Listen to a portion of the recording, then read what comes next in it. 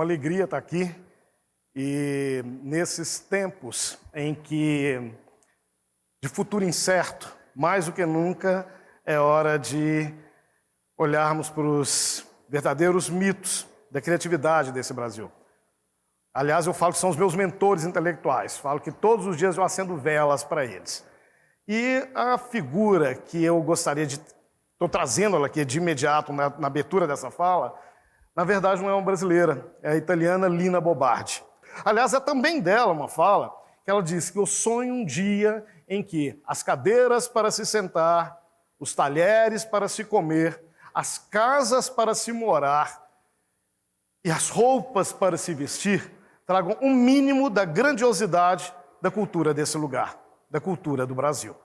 Eu trouxe algumas imagens de alguns passeios por algumas coleções, onde hoje eu as separo meio que as biográficas, as etnográficas, né, coleções que eu fui para determinado lugar e desenvolvi ali um trabalho, coleções da literatura, eu mergulho na literatura brasileira, nos mestres da literatura, mas em todas elas eu procurei esse lugar e procuro esse lugar que muita gente chamou de Brasil profundo, mas é onde o coração central do país, para mim, ele pulsa. E vai sempre pulsar quando falamos em criação. Aqui eu encontro com o Expedito Celeiro. Expedito Celeiro é um grande mestre, que todos já conhecemos, do coro, mas tem uma coisa que é uma história que vai ser determinante no desenho e na formação desse grande artista, que foi o que aconteceu com o pai dele, que foi quando o bando de Lampião, o avô era celeiro, o pai era celeiro, e um dia chega o bando de Lampião na cidade de Nova Olinda e encomenda sapato para todo o bando. E ele falou, não, mas eu não faço sapato. E o Lampião disse, quem faz cela, faz sapato. Eu volto daqui a uma semana para buscar.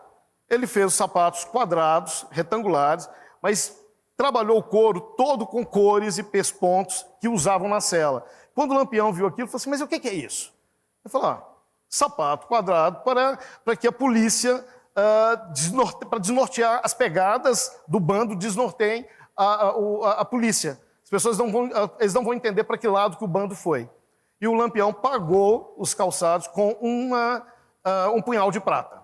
O menino tinha 4 anos, ele cresceu com essa mágica, ele tem esse punhal até hoje, e ele nunca fez cela. Ele vai fazer o quê? Sapatos, bolsas, acessórios, e trazer essa mágica. Então, esse encontro, Nova Olinda toda tem esse respiro, tem toda essa cara. Aliás, esse lugar, que é o Cariri cearense, ele é um lugar que, eu costumo dizer, se o Nordeste é o epicentro da cultura brasileira, é o grande amálgama da cultura brasileira, o Cariri cearense é o epicentro disso.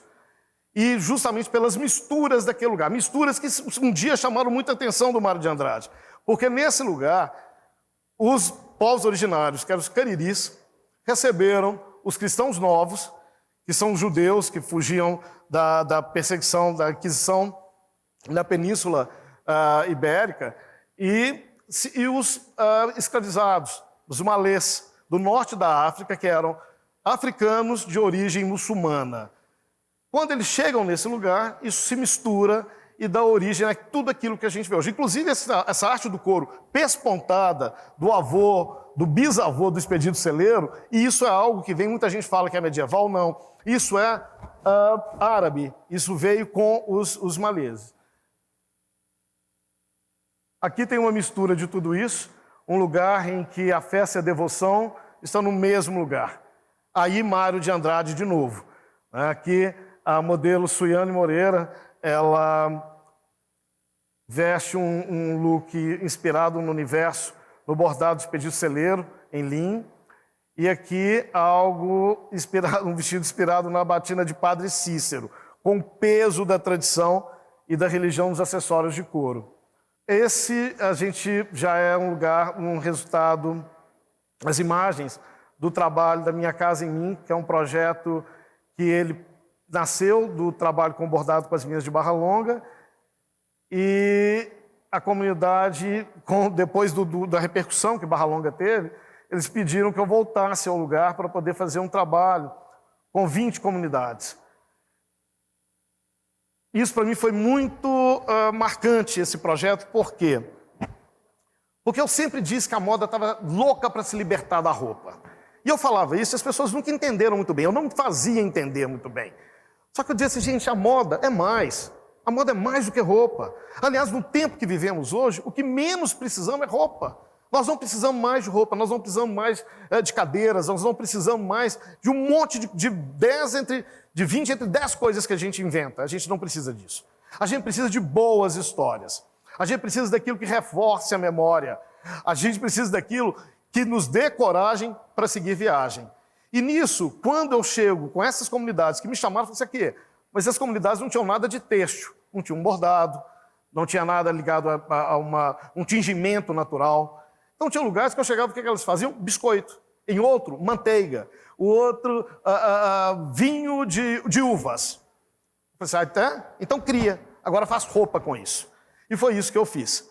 Em cada lugar eu chegava, eu via uma potencialidade de algo que pudesse movimentar a economia local. Então, por exemplo, eu cheguei num lugar que a única coisa que eles produziam, e muito bem, é uma manteiga da forma como se produzia desde quando aquela comunidade começou, do soro do leite. É uma manteiga que até parece um queijo. Só que eles vendiam essa manteiga num pote de plástico, a R$10.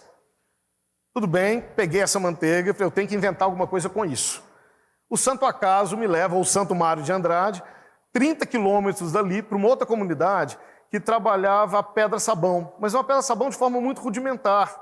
Falei, uns potinhos ali mais ou menos, que custavam R$15. Eu desenhei um pote, e esse pote virou a embalagem para manteiga, porque a pedra-sabão ela é térmica, ela não solta resíduo. Então, muito mais que comprar uma manteiga, você vai comprar uma manteiga para presente. E essa manteiga vem hoje dentro dessa peça de pedra-sabão, ao custo de R$60. Então, o que ganhava 10 passou a ganhar 30, e o que ganhava 15 passou a ganhar um pouquinho, 45.